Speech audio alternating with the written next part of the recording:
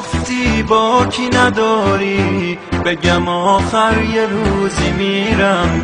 ندونسته یه کاری کردی همه حرفامو پس بگیرم. تو که از من فراری بودی، تو ازت با خبر نباشم. تو که با اون غریبه میری، جایی من پشت سر نباشم. حالا دیگه رفته تو بمون و دردات، حالا دیگه رفته اونی که میخواستی واسه روز فردات. حالا دیگه رفته، حالا دیگه رفته تو بمون و دردات. حالا دیگه رفته اونی که میخواستی واسه روز فردات. حالا دیگه رفته.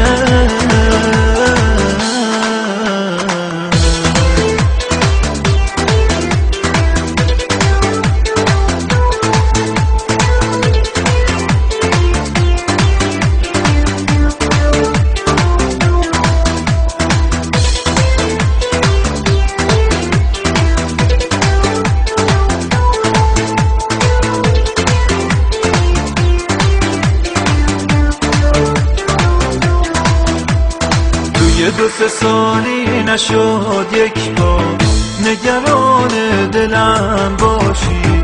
مگه میشد یه روز باشی، مگه میشد که تنهاشی.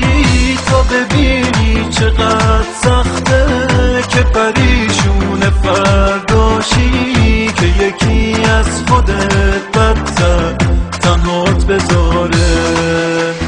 دیگه حس نمی کنی یه کسی چشم راته، از تو دوره و تو خیالش باهاته.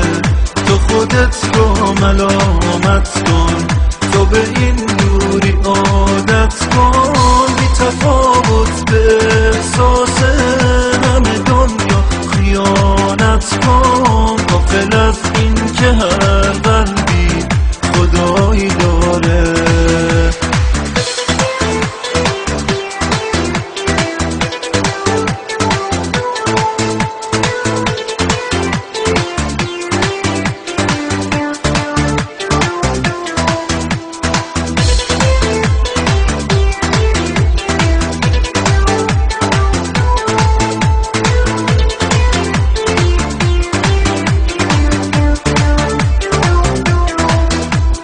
حالا دیگه رفته تو بمون و دردات. حالا دیگه رفته اونی که میخواستی واسه روز فردات. حالا دیگه رفته، حالا دیگه رفته تو بمون و دردات.